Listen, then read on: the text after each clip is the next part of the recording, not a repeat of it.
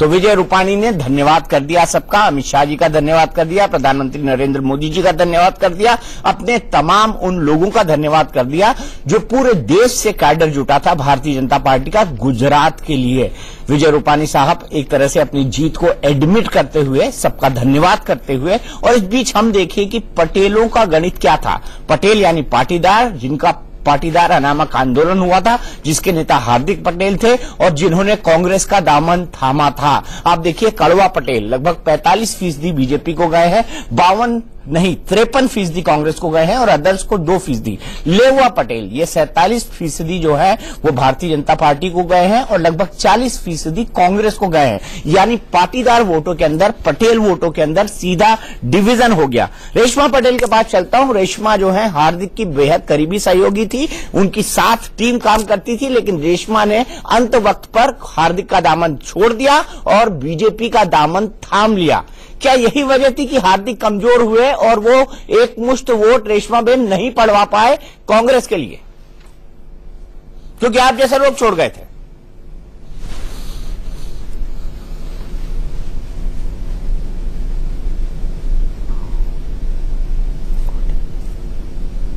आवाज नहीं आ रही, लगता है रेशमा के ऑडियो के साथ कुछ दिक्कत है। हम रेशमा के साथ फिर लौटेंगे रेशमा के पास, लेकिन मेरे साथ अभी अनिल झा साहब हैं, सेफोलॉजिस्ट हैं CNX के, जिनसे हमने एग्जिट पोल लिया है। अनिल झा जी, मैं आपसे जानना चाहूंगा, आप अंतर तो दिखा रहे हैं लेकिन स्ट्राइक रेट कांग्रेस का आपने बहुत ही कम बताया है, ऐसा क्यों? कांग्रेस को भले से वोट परसेंटेज में फायदा मिल रहा है, बीजेपी को वोट परसेंटेज में नुकसान देखने को मिल रहा है, लेकिन उसके बावजूद भी कांग्रेस 65 से 75 तक ही सीमित है, क्यों? देखिए, बीजेपी का अक्सर ऐसा रहा है कि उनका जो वोट का जो दबदबा रहा है वो अर्बन में ज्यादा रहा है, और इस बात चूंकि हार्दिक का जो इम्पैक्ट है उसका इम्पैक्ट शहरों में पड़ा है, गांव में उतना नहीं पड़ा है हार्दिक का। हाँ जी, जो बीजेपी का जो इम्पैक्ट है वो शहरों में इम्पैक्ट किया, वोट परसेंटेज गिरा है शहरों में, जबकि रूरल में बढ़ा है, जिसकी वजह से इसका जो वोट का जो अंतर है आप अगर देखेंगे तो बहुत ज्यादा का वोट का अंतर नहीं है, जबकि इम्पैक्ट जो सीटों का है काफी ज्यादा है। ये तो आप कह रहे हैं कि रूरल में भारतीय जनता पार्टी फायदे में रही? हाँ, मैं कह रहा हूं कि रूरल में भारतीय जनता पार्टी शहरों में बीजेपी की लीड कम है इस बार और ग्रामीण क्षेत्रों में लीड बरकरार रख रहे हैं, ऐसा शायद कहना नहीं। लेकिन अगर अनिल झा जी ऐसा कह रहे हैं तो ये ट्रेंड के बिल्कुल अपोजिट है, क्योंकि जो ट्रेंड मैंने देखा उसके हिसाब से रूरल में भारतीय जनता पार्टी काफी कमजोर है और अर्बन में काफी स्ट्रांग। जो योगेंद्र यादव ने कहा था कि उनके काफी सारे वोट वेस्ट हो जाते हैं, क्योंकि जो परसेंटेज जुड़ा हुआ होता है तो उसमें अगर आपने 25,000 से लीड ले ली तो मेरे ख्याल से अनुज जी वो आपको एग्जैक्ट कैलकुलेशन के अंदर नुकसान करता है, क्योंकि आपकी वो फालतू लीड मिलती है। तो आप इसको कैसे देखेंगे झा साहब? देखिए, मैं जैसे कि मैंने पहले भी बताया कि भारतीय जनता पार्टी का दबदबा जो है शहरों में काफी ज्यादा रहा है। जिस तरह से हमने अनुमान किया था और जिस तरह से बीजेपी ने भी अनुमान किया था कि शहरों में जिस तरह से हमारी स्विंग होने की, जिस तरह से अब तक होते आ रहा है, इस बार का जो ट्रेंड है वो उस तरह का नहीं है जिसका इम्पैक्ट सीटों में दिख रहा है। मैंने वो केवल पाटीदार नहीं बल्कि हो सकता है नोटबंदी और जीएसटी का भी असर हो जाता है। बिल्कुल हो सकता है, नोटबंदी और जीएसटी का असर भी हो। हाँ, क्योंकि शहरों में ज्यादा वो असर दिखना है। लेकिन मैं कह रहा हूं, अहमदाबाद और वडोदरा में जितने लोगों से बात की उनका कहना था कि नोटबंदी और जीएसटी से हमको कोई असर नहीं पड़ा। अब उसमें से कितने लोग किस आधार पर कह रहे थे मुझे ये नहीं पता। लेकिन रेशमा पटेल के पास हम फिर चलते हैं, उनका ऑडियो हमसे फिर जुड़ गया है। रेशमा जी, क्या हार्दिक के साथ आप जैसी टीम नहीं रही, इसके कारण हार्दिक पटेल का इतना इम्पैक्ट पड़ नहीं पाया और कांग्रेस जीत नहीं पाई? देखो, मैं आपके प्रश्न का जवाब अवश्य दूंगी, लेकिन मुझे मौका मिला है तो मैं पहले जनता जनार्दन का धन्यवाद करना चाहती हूं। और अभी जो आपने मुझे प्रश्न किया, देखो ये हमारी वजह से कुछ नहीं होता, लेकिन जनता बहुत समझदार है। जनता को पता चल चुका है कि सामाजिक बेस पे समाज का चोला पहन के ये लोग कांग्रेस के लिए काम कर रहे थे, और भारतीय जनता पार्टी ने 22 साल में विकास की जो यात्रा को चलाया है, पूरे गुजरात को विकास मॉडल बना के पूरे देश के राज्यों में प्रस्थापित किया है, उसी के साथ रहना पसंद करेगी जनता। और इसीलिए मुख्य बल गिरेगा कांग्रेस और कांग्रेस के एजेंट। जितने भी आंदोलनकारी है, इन सब ने अपने अपने समाज को धोखा दिया है, अपने अपने समाज के लोगों के भावनाएं और उसकी फीलिंग्स के साथ छेड़खानी की है, उसका जवाब गुजरात की 6.5 करोड़ जनता अवश्य देगी। और इसीलिए हम कहते हैं कि 150 का लक्ष्यांक जो हमने रखा है वो विकास यात्रा के साथ हम संपन्न जरूर कर पाएंगे। ठीक है, ठीक है रेशमा, लेकिन मैं आपसे ये जानना चाहूंगा कि आप कह रही है धोखा दिया है। हार्दिक यही बात आपके लिए कह रहे हैं कि आप लोगों ने उनको धोखा दिया, आपने धोखा दिया, वरुण पटेल ने धोखा दिया और कई सारे लोग हैं जिन्होंने धोखा दिया। तो क्या समाज को धोखा आपने नहीं दिया बीजेपी के साथ मिलके कि जिसने गोलियां बरसाई उसके साथ आप खड़े हो गए चुनाव के वक्त? बिल्कुल नहीं, क्योंकि हमने आंदोलन समाज के लिए किया था, कांग्रेस के एजेंट बनकर नहीं, कांग्रेस के लिए नहीं किया था। और समाज की मांगों की बात रही तो समाज बीजेपी के लिए भी नहीं किया था आपने, जो सभी बीजेपी के लिए भी नहीं किया था दायरे में थी, रेशमा, आपने बीजेपी के लिए भी नहीं किया था। कर दी। देखिए, हम बीजेपी के साथ पहले भी गुजरात की जनता थी, लेकिन आंदोलन की वजह से हम विमुख हुए थे। और जब भारतीय जनता पार्टी ने हमारी मांगे पूरी कर ली तो हमारा भी स्वतंत्र अधिकार है कि हम जो पार्टी राष्ट्रवादी है, जो पार्टी सर हर एक ज्ञाति को साथ में लेके चलना चाहते हैं, उसी पार्टी में जाएंगे, ना कि कांग्रेस जैसी जातिवादी पार्टी के साथ हम कभी नहीं जाना चाहेंगे। लेकिन जातिवादी आंदोलन तो आपका था रेशमा, आपको फिर रिमाइंड करूंगा, लेकिन जातिवादी आंदोलन तो आपका था, आपने पाटीदार नामक आंदोलन चलाया था। देखो, हर किसी को अपना हक मांगने का अधिकार है, लेकिन आपका वो अधिकार पे आप जो राजनीति करते हो उसमें जातिवादी आ जाता है। अभी जो कांग्रेस के एजेंटों कर रहे हैं, जो आंदोलनकारियों कर रहे हैं, वो जातिवादी आंदोलन कर रहे हैं, क्योंकि एक पक्ष, हर एक आंदोलनकारी को कांग्रेस ने खरीद लिया है। आपने देखा होगा गुजरात में अल्पेश भाई ठाकुर के मंच पे जाके राहुल जी को उसको अपना खेस पहनाना पड़ा। यहाँ पे एक साइड हार्दिक पटेल जो पाटीदार समुदाय का चोला पहन के भारतीय जनता पार्टी के विरोध में बयानबाजी कर रहे हैं और कांग्रेस को जिताने की बात कर रहे हैं। दूसरी साइड देखिए, दलित आंदोलन से खड़े हुए जिग्नेश मेवानी की सीट पे कांग्रेस ने एक भी कैंडिडेट खड़ा नहीं रखा। तो ये सब बातों को जातिवाद बोलते हैं। बाकी समुदाय अपनी मांग मांग सकता है, लेकिन उस बेस पे जो राजनीति करता है वही पार्टी जातिवादी राजनीति करती है, ऐसा साबित हो जाता है। चलिए ठीक है, मैं सीधे चलता हूं प्रेम शुक्ला जी के पास और अखिलेश प्रताप सिंह जी के पास।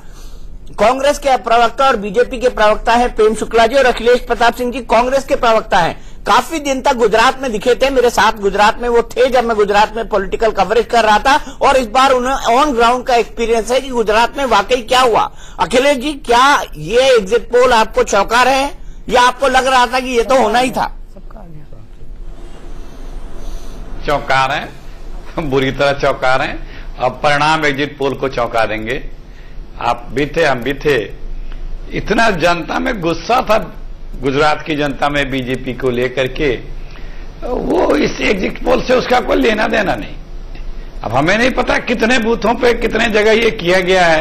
अभी मैं एक दूसरे चैनल पे था तो वो एवरेज करीब 5 बूथ एक विधानसभा में 5 बूथ का आ रहा था। वो जो चीज धरातल पे दिख रही थी, वहां पे जो गुस्सा दिख रहा था लोगों में, जो लोगों में एक मलाल था कि 22 वर्षों ने हम इस गुजरात में बीजेपी को सत्ता दी और इस गुजरात की सरकार ने हमें सिर्फ तकलीफें दी, सिर्फ समस्याएं दी, हमारी सुनी नहीं, हम पे लाठियां बरसाई, यहां तक कि फौज भी रौंदवा दी।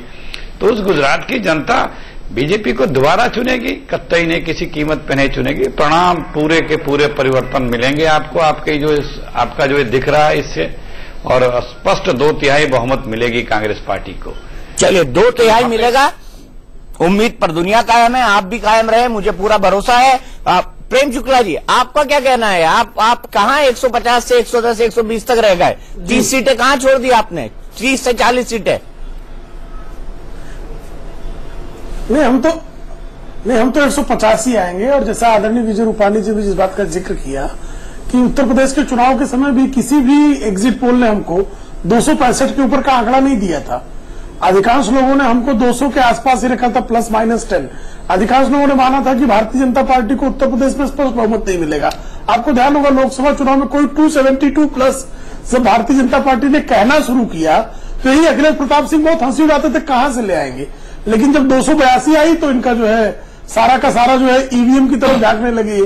इसी तरह से भारतीय जनता पार्टी की जबरदस्त जीत को देखने के बाद आज ही से कांग्रेस ने पराजय का बोध स्वीकार लिया है। जिस तरह से निर्वाचन आयोग जैसे निष्पक्ष संस्थान पर आज जिस तरह से घेराबंदी की गई, लोकतांत्रिक एक संस्था को, एक संवैधानिक संस्था को जिस तरह से बदनाम करने का कुकृत्य हुआ, वो स्पष्ट संकेत दे रहा है कि अब राहुल गांधी जी दोनों स्टेट में हार रहे हैं।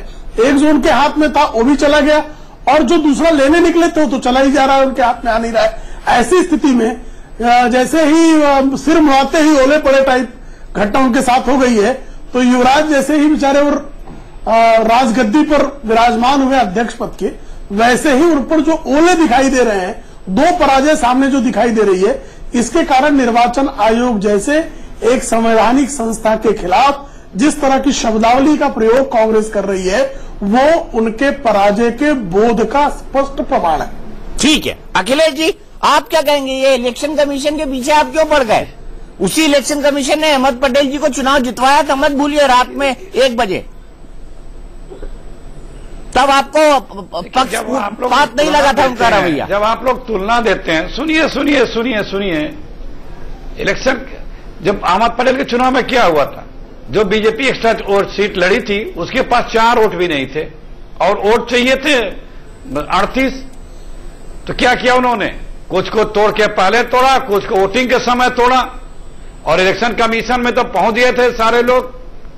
वो तो धन्य है गुजरात के हमारे एमएलए कि वो उतने नहीं टूट पाए, बच गए उतने एकदम एक्यूरेट बराबर पे। ये तो कितने जो मीडिया में रिपोर्ट है कि एक विधायक को 50-50 करोड़ रुपया दिया। बिहार में कैसे सरकार लूटी, गोवा में कैसे सरकार लूटी, अरुणाचल में कैसे सरकार लूटी, आपका घोड़ा ही मैदान कैसे कैसे क्या क्या किए हैं, इनको हमें बताने की आवश्यकता नहीं है किस तरह से ये सरकारों को लूटते हैं। बिहार की मिसाल देना तो बंद कर देना चाहिए कांग्रेस को, रौब डालते हैं। यहाँ पे दिख नहीं रहा क्या मोदी जी वोट डालने गए थे, ठीक बोल रहे हैं कि बिहार में तो आपके जो 2 घोड़े थे ना, दिख रहा है क्या? और आपने सूरज का 7वां घोड़ा लगाया था राहुल गांधी को, वो 2 घोड़ों में से एक जो बड़ा घोड़ा था ना आपका सेनापति नीतीश कुमार जी, वो तो आपका मैदान छोड़ के ही चले गए, वो तो सीधे जाके बीजेपी दीपक जी, मैं पिछले कहाँ हो गए? मैं बिहार में क्योंकि नीतीश कुमार को गठबंधन का नेता बनाया गया था और मुख्यमंत्री बनाया गया, जिसका चेहरा लेकर चुनाव लड़े, वही जब मैदान से पलट गया और दूसरे तरफ चला आया, तो बिहार की मिसाल देना बंद करना चाहिए एक-एक करके कांग्रेस। अखिलेश जी बोलिए। नहीं देखिए, मैं वही कह रहा हूं कि वो क्या हुआ, क्या वहां पर लोकतंत्र जिंदा रखा गया? जो व्यक्ति मोदी जी की विचारधारा को, उनकी पार्टी को, आरएसएस को क्या क्या बोलते थे, वो मोदी जी के गुणगान गा रहे हैं, पिछले कहार बने घूम रहे हैं। तो किसका फेलियर है? सत्ता में आप बैठे हैं। नहीं, गठबंधन तो आप लोग नहीं रख पाए, गठबंधन तो आप लोग नहीं रखवा पाए। इस तरह से क्या राहुल गांधी की रिस्पॉन्सिबिलिटी नहीं थी कि लालू और नीतीश का झगड़ा सुधार? आप लोग इस तरह की दलील देते हैं। सुनिए जनाब सुनिए, जब आप लोग प्रबुद्ध लोग हैं, जब इस तरह की दलील देते हैं, फिर कानून किस लिए है? कानून इसीलिए है कि अगर आपके पास ताकत है तो आप कमजोर को न दबा सकें, बराबर व्यवहार बना रहे, कानून का राज बना रहे। लेकिन जब आप लोग कहते थे क्यों नहीं अपना बचा पाए, तो चोर चोरी करता रहे, लुटेरा लूटता रहे, जो बचाने वाले बचाते रहे। फिर सरकार और संविधान और कानून पर इस तरह की दलीलें देते हैं। जब आप प्रबुद्ध लगता है बीजेपी और बीजेपी के लोग इस तरह से मत किया करिए सब, और हज को अगर ताकत के बल पे ही सब कुछ होने लगेगा तो कानून में, संविधान में हज को चलिए कोड़े खा के आई, हज तो हुआ नहीं, उल्टा कोड़ा खा गई। कोई तकलीफ है क्या आपको? कोई तकलीफ है क्या? हुआ नहीं, कोड़ा खा के आ गई बिल्ली, और अभी बिल्ली खम्बा नोच रही है। बिल्ली खम्बा नोचो बिल्ली खूब खम्बा नोचो, आओ बिल्ली खम्बा नोचो। आंख बंद कर दूध पीने वाली स्थिति नहीं, आपके जैसा मलाई चाटने वाली स्थिति नहीं। अब खम्बा नोचो खम्बा, पूरे बीजेपी में पंजे से खम्बा, आप खम्बा नोचो खम्बा, व्याख्यान माला जारी रखिए। पंजा खम्बा नोचो खम्बा ज्यादा बेहतर है। मैं एक बात कहना चाहूंगा आप दोनों को, एक बात कहना चाहूंगा अखिलेश जी, प्रेम शुक्ला जी, राजनीति और संस्कार दोनों अपोजिट चीजें हैं, तो दोनों को ना मिलाया जाए।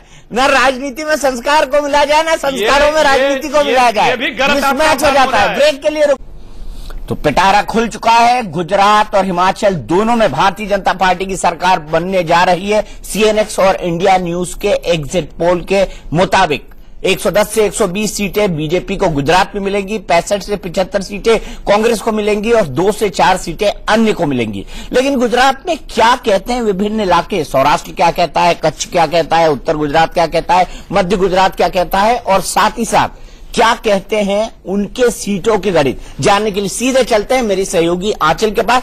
फिर हम अनिल झा साहब से पूछेंगे जो सेफोलॉजिस्ट है सीएनएक्स के, कि आपने इस आधार पर इन चीजों को तय किया था और कितनी सैंपल साइज थी और कितने लोगों से इन्होंने इस एग्जिट पोल के हिसाब से बात की थी। आंचल, सबसे पहले आप बताइए कि हर इलाके में क्या हुआ।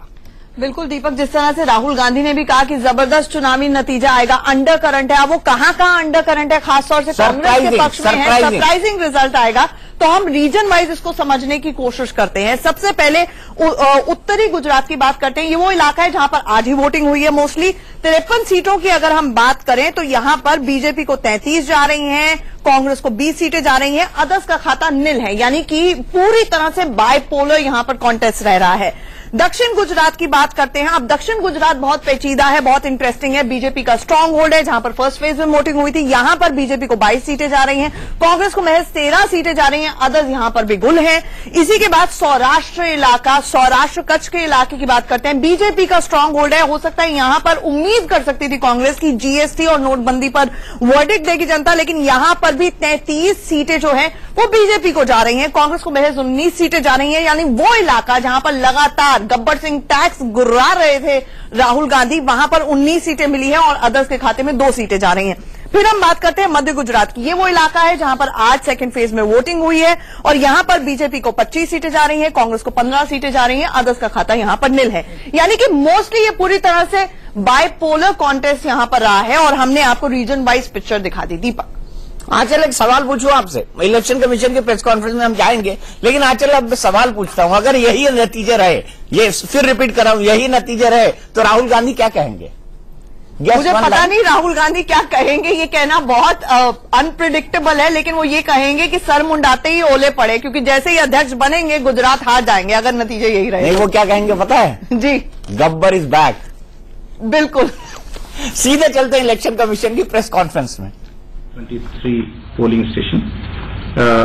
polling locations. In that, about 2.23 crores were the voters, which included also 12,423 service electors. Today's the total number of electors in the AST list was 2.75 lakhs, 2.575 lakhs. The total 851 candidates contested today's election, out of which 768 are the female candidates. तो आंचल, इन तमाम जो analysis है उसको देखने के बाद आपका comment क्या है? आप किस ढंग से देखती है इस इलेक्शन को, और खासतौर पे गुजरात के इलेक्शन को? मैं हिमाचल की बात नहीं कर रहा हूं अभी। मेरे जहन में एक सवाल है दीपक, और मैं चाहूंगी कि कोई इसका जवाब दे सके। अनिल साहब देंगे? अच्छा ठीक है, कि राहुल गांधी कहते हैं जबरदस्त वर्डिक्ट आएगा।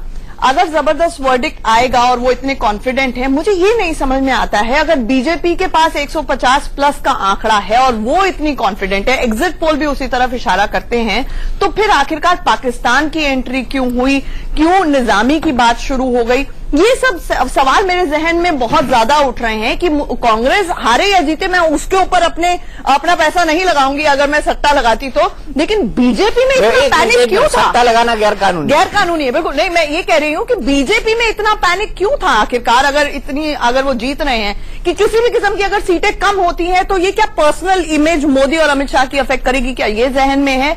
क्या वजह है? ठीक है, चल इसका जवाब मैं दे देता हूं। जो अभी तक मेरे पास आकलन आया है और जितना मैं समझ पाया हूं उसके हिसाब से पहले चरण में, जो आप डिटेल एनालिसिस देखेंगे वो अलग होगा, पहले चरण में कांग्रेस ने गेन किया है, 8 सीटें वो ज्यादा ले रही है पहले चरण में।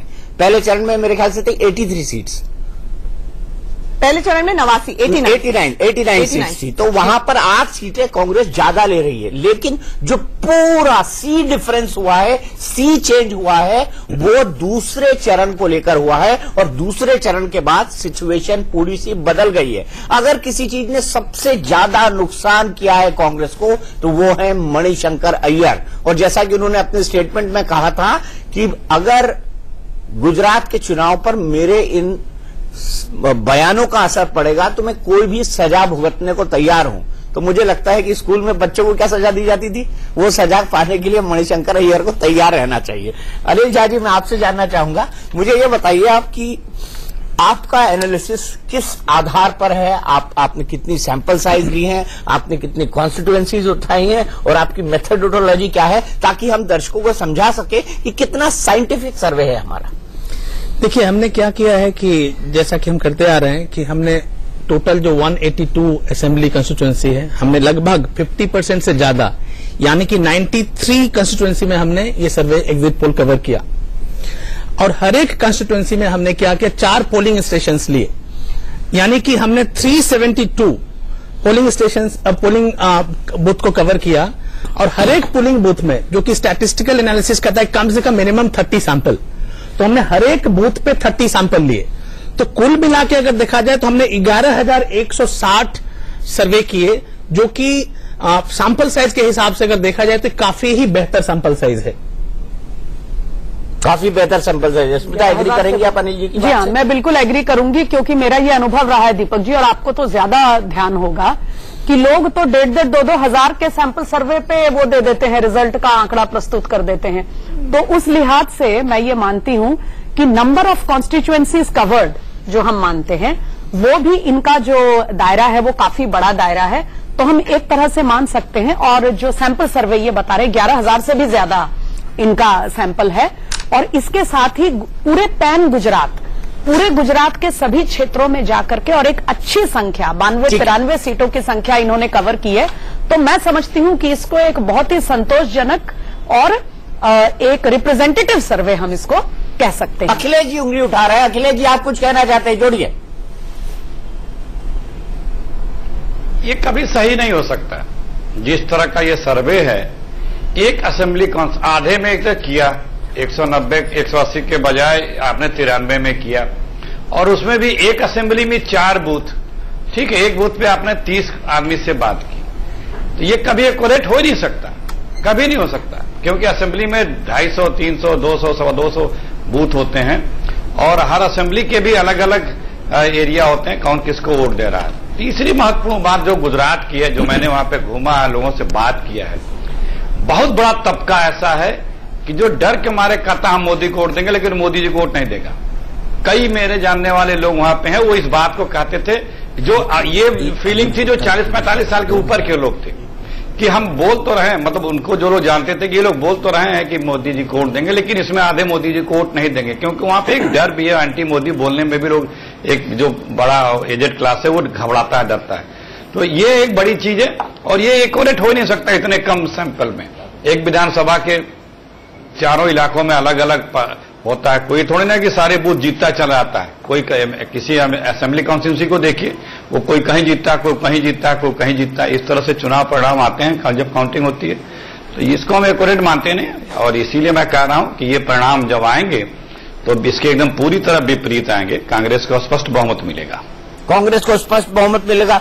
प्रेम शुक्ला जी, आप कुछ कहना चाहेंगे कांग्रेस के स्पष्ट बहुमत को लेकर? अभी भी आशान्वित है अखिलेश प्रताप सिंह जी?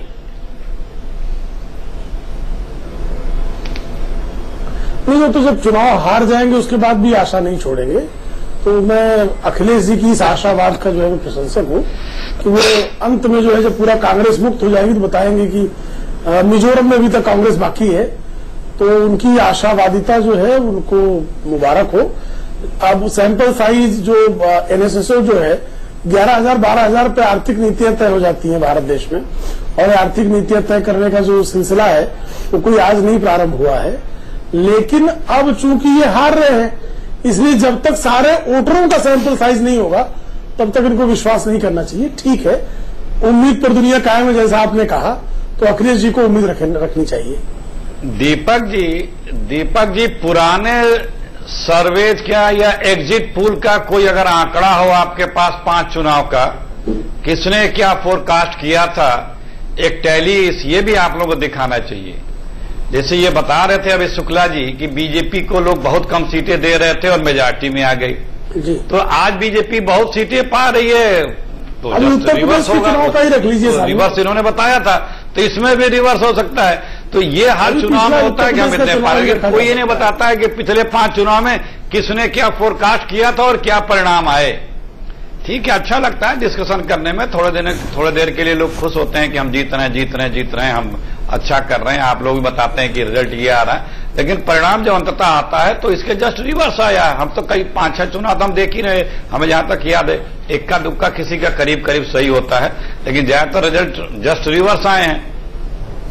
उत्तर प्रदेश में आप भी साइकिल पर बैठ के बहुत घंटी बजा रहे थे अखिलेश जी, भूलिए मत, बड़ी घंटी बजाई थी साइकिल पर बैठ के आप। तो हम नहीं भूल रहे हैं, हम उसको स्वीकार रहे हैं, लेकिन जो सर्वे एग्जिट पोल वाले थे उनका क्या हुआ? किसी ने इस परिणाम का एग्जिट पोल बताया था? किस परिणाम? एग्जिट पोल वाले इसी तरह आप लोग डिस्कस कर रहे थे और परिणाम बता रहे थे। एक ट्रेंड तो बता दिया था अखिलेश जी, ट्रेंड तो दिखा। आप लोग देखिए जो इतने कॉन्फिडेंस के साथ बताते हैं कि ये है, मैंने ये कर दिया, ये परिणाम आ रहे हैं, लेकिन जब आया तो परिणाम रिवर्स आया। कहां पर? तो ये आप कहां पर कहां की बात कर रहे हैं आप? किससे क्या पूछा आपने? नहीं, आप कहां की बात कर रहे हैं कि परिणाम रिवर्स आया? कहां पर परिणाम रिवर्स आया? यूपी में मैंने कहा ना, यूपी में किसने क्या एग्जिट पोल बताया था? सबके अनुमान यही, सबके एग्जिट पोल यही कह रहे थे कि बीजेपी जीतेगी, सबके एग्जिट पोल ऑलमोस्ट यही कह रहे थे। नहीं, अरे शुक्ला जी ने बताया साइकिल और हाथ से घंटी बज रही थी साइकिल की। नहीं, देखिए मेरे पास आंकड़े इस टाइम एग्जिट पोल के नहीं है, आपके पास हो तो आपके पास होंगे, जरा दिखलवा दीजिए। अभी शुक्ला जी खुद ही कह रहे थे कि सपा को 187 सीटें बता रहे थे लोग, बीजेपी को 80-90 सीटें बता रहे थे। बीजेपी जिक्र कर रहे हैं आप, ध्यान से सुनिए। एग्जैक्ट मुझे याद नहीं आ रहा है, लेकिन जहां तक मुझे याद है कि बहुत रेयर ही किसी का नियर अबाउट सही हुआ है एग्जिट पोल या सर्वे। 6 सारे लोगों ने ट्रेंड दिया था भारतीय जनता पार्टी के पक्ष में। इसमें अगर हम आगे बढ़ें और ये देखें कि इसके राजनीतिक परिणाम क्या होंगे, अगर हम इसके पॉलिटिकल इम्प्लीकेशन की बात करें, तो क्या अब ये कहा जा सकता है कि राहुल गांधी ने एक फाइटिंग स्ट्रिप ग्रिड के साथ कम से कम अपने को एक हद तक एक्सेप्ट तो करवा लिया है? ये मानेंगे आप? 2-3 बातें हैं, इसमें कोई शक नहीं है कि अन्य चुनावों के मुकाबले इस बार हमने राहुल गांधी जी को ज्यादा राजनीतिक होकर के, राजनीतिक रवैये के साथ जनता के बीच में जाते देखा है। ये शुभ संकेत है कांग्रेस के लिए, खास तौर से कांग्रेस के लिए ये अच्छी बात इसलिए क्योंकि अब तो तय है कि राहुल गांधी कांग्रेस के अध्यक्ष बन चुके हैं। तो अगर अध्यक्ष हमेशा एक रिलक्टेंट प्रिंस बन के बैठा रहेगा जो बेमन से राजनीति कर रहा है, तो ये अच्छा संकेत नहीं है। उस लिहाज से तो अच्छी बात है, लेकिन दीपक जी इस बात पर कांग्रेस को रिफ्लेक्ट करना होगा आज नहीं तो कल, कि बार बार लगातार चुनाव दर चुनाव अगर राहुल गांधी के नेतृत्व में, क्योंकि हम जानते हैं कि पिछले 1-1.5-2 साल से अगर वो उपाध्यक्ष भी थे तो पार्टी के कैंपेन को लीड वही कर रहे थे, भले ही वो अध्यक्ष नहीं बने थे। तो क्या एक ऐसा नेता जिसकी अगुवाई में आप चुनावी समीकरण को पलट नहीं पाते हैं, आप जो मोदी का चैलेंज है उसको उस मुस्तैदी के साथ नहीं टेकअप कर पाते हैं, तो ऐसे में जब 2019 का चुनाव आपके सामने है तो किस तरह से पार्टी की रणनीति चलेगी, कैसे ये तय करेंगे अपना आगे का रास्ता, रोड मैप क्या होगा? क्योंकि गुजरात में, माफ करिएगा, सोशल इंजीनियरिंग को लेकर बात काफी की जा रही है। मुझे तो लगता है कि अगर ये जो एग्जिट पोल्स के ट्रेंड को हम गौर करें और देखें कि कांग्रेस सरकार बनाने में कामयाब नहीं हो रही है, तो ये सोशल इंजीनियरिंग उसकी मदद नहीं कर रही है बल्कि जिम्मेदार है उनकी गड़बड़ी में। क्योंकि मैं आपको एक फैक्ट जरूर बताऊंगा। आपने एक ऐसी सोशल इंजीनियरिंग को अडॉप्ट किया जिसमें कि वोटर पूरी तरह कंफ्यूज हो गया कि आप हैं किसके साथ, नहीं, और आपका कैंपेन भी कुछ वैसा ही चला। आज तक आप मुसलमानों के, अल्पसंख्यकों के सबसे बड़े हितैषी हुआ करते थे, कहां था मुसलमान आपके कैंपेन में? आपने उसको छोड़ दिया इस डर से, क्योंकि एंटनी साहब ने एक रिपोर्ट दे दी। आप किस तरफ हैं? आपकी राजनीतिक दिशा क्या है? ना सलमान पॉलिटिकल फिलोसफी क्या है आपकी? शक्ति सिंह गोयल कैंपेन कर रहे थे। दीपक जी माफ कीजिएगा, सलमान नजीर, सलमान निजामी कश्मीर से ताल्लुक रखते हैं, युवा नेता हैं। मेरा ये कहना है दीपक जी कि थोड़े से लॉन्ग टर्म में सोचना चाहिए, क्योंकि आपने इसके राजनीतिक प्रभाव का सवाल उठाया है। हर राजनीतिक दल का एक पॉलिटिकल फिलॉसफी होती है। आपकी पॉलिटिकल फिलॉसफी कहां है? आपकी पॉलिटिकल फिलॉसफी कांग्रेस के लिए चर्निंग का पॉइंट है, और चर्निंग का बड़ा पॉइंट ये है कि अभी तक वो एक रिलेक्टेंट प्रिंस थे, लेकिन कम से कम उन्होंने फॉर्म भर के 82-84 फॉर्म सही तो करवा लिए। और मैं कांग्रेसियों के बारे में एक बात बता दूं, अखिलेश प्रताप सिंह जी ये बात सुन के बड़े खुश होंगे। आपने वो गाना जरूर सुना होगा, सुख के सब साथी दुख में ना कोई, लेकिन गांधी परिवार का साथ दुख में भी कोई कांग्रेसी नहीं छोड़ता है। वो इसलिए नहीं छोड़ता है क्योंकि उनको लगता है कि वो सबसे बड़ी बाइंडिंग फोर्स है कांग्रेस। गांधी परिवार के लिए ये एक वाकई एक अच्छा फैक्टर है कि कितना भी पार्टी गड्ढे में जाए, लेकिन गांधी परिवार के साथ जो समर्थक जीतती है वो जीतती है तो सोनिया गांधी और राहुल गांधी जीतते हैं, लेकिन हारते हैं तो कांग्रेस का संगठन हारता है। दीपक जी आप भी बहुत वेल रेड व्यक्ति हैं, आपने भी पढ़ा होगा। पिछले अभी की बात नहीं कर रही हूं, वोट तो आज पड़े हैं दूसरे चरण के। 1.5 महीने से लगातार कांग्रेस वॉचर्स जो हैं, कांग्रेस को ऑब्जर्व करने वाले पत्रकार जो हैं, वो इस बात को लगातार कॉलम लिख रहे हैं कि भले ही गुजरात में सरकार न बने, लेकिन Rahul Gandhi is a winner. ये जो एलिबाई है, ये एलिबाई क्यों तैयार की जा रही है? नहीं, नरेशन तो हर चुनाव में तैयार की जाती है। और अगर मैं कहूं कि राहुल गांधी का परफॉर्मेंस इन चुनाव में पहले से बेहतर था तो कोई गलत नहीं होगा। और मैं ये मानती हूं कि इस चुनाव में राहुल गांधी ने अपने आप को पहले चुनावों के मुकाबले ज्यादा राजनीतिक रूप से जनता के बीच वो गए हैं। नहीं, उन्होंने शुरुआती दौर में एजेंडा भी सेट किया और उस एजेंडे को बाकायदा भारतीय जनता पार्टी को उस एजेंडे का जवाब देना पड़ा। इस बार एजेंडा सेटर जिस तरह से नीतीश कुमार थे बिहार इलेक्शन में, मैं अभी भी कहूंगा, और मैं एक जर्नलिस्ट के नाते कह रहा हूं, मैं किसी को खुश करने या किसी को नाराज करने के लिए नहीं कह रहा हूं, कि राहुल गांधी ने एक ट्रेंड गुजरात चुनाव में सेट किया है और भारतीय जनता पार्टी को पहली बार महसूस हुआ है कि हाँ, उनको भी कोई टोस पे खड़ा करवा सकता है। मेरा राहुल गांधी ये सोच के मुझे भी आश्चर्य हो रहा है। मेरा ये मानना है कि राहुल गांधी ने जो एक दिशा अगर स्ट्रेटेजी तय की थी कि हमें विकास हुआ या नहीं हुआ, और गुजरात मॉडल जो है उस पर सवाल खड़े करना, प्रश्न चिन्ह खड़े करना, ये कांग्रेस के दृष्टिकोण से एक बहुत ही बढ़िया एक पॉलिटिकल कैंपेन था, जिस पर कि उनको टिके रहना चाहिए था। गड़बड़ी उन्होंने तब कर दी जब सोशल मीडिया पर किसी व्यक्ति के कहने पर उनकी टीम ने जो विकास पागल हो गया है, इस कैंपेन को उन्होंने अडॉप्ट कर लिया। यहाँ पर विकास पागल हो गया है, उसका जो गुजरात, मैंने दुनिया में ये पहला चुनाव देखा है जहां विकास को का उपहास करके आप विकास पर कैंपेन करना चाहते हैं। उसमें जो विकास पागल हो गया है, पागल सबका शब्द का जो लिटरल गुजराती ट्रांसलेशन है, मैं उसको नेशनल टेलीविजन पर नहीं बोल सकता। जी, अगर राहुल गांधी करना चाहते हैं, राहुल गांधी को वो एडवाइस किया गया है कि पागल शब्द का आप गुजरात के संदर्भ में इस्तेमाल कीजिए, तो वो उनके स्ट्रैटेजिक और कम्युनिकेशन डिपार्टमेंट की बहुत बड़ी गलती है। स्मिता, गलती से भी ज्यादा कंफ्यूजन मानती है। नहीं, गलती है, ये एक एब्सोल्यूट गलती है, इसको कंफ्यूजन नहीं कहेंगे। जिस ट्रैक पर आप चलना चाहते थे, आपने उसी ट्रैक को आपने पूरी तरह से, इसको ये कहेंगे कि आपने कुछ शब्दों का चयन गलत किया और कम्युनिकेशन स्किल के हिसाब से नहीं किया। मैं ओवरशूट कर रहा हूं, मुझे यहीं पे ब्रेक लेना पड़ेगा। अखिलेश प्रताप सिंह जी, प्रेम शुक्ला जी और अनिल झा साहब और साथ ही साथ स्मिता, आप तमाम लोगों का बहुत बहुत शुक्रिया जुड़ने के लिए। लेकिन हमारी ये बहस जारी रहेगी कि इसके नेशनल इंपॉर्टेंस क्या है, इसके नेशनल रेमिफिकेशंस क्या है, 2019 में इसका क्या असर पड़ेगा, और क्या वाकई राहुल गांधी के हिसाब से कोई सरप्राइजिंग रिजल्ट आ सकता है, इसका भी हम विश्लेषण करेंगे।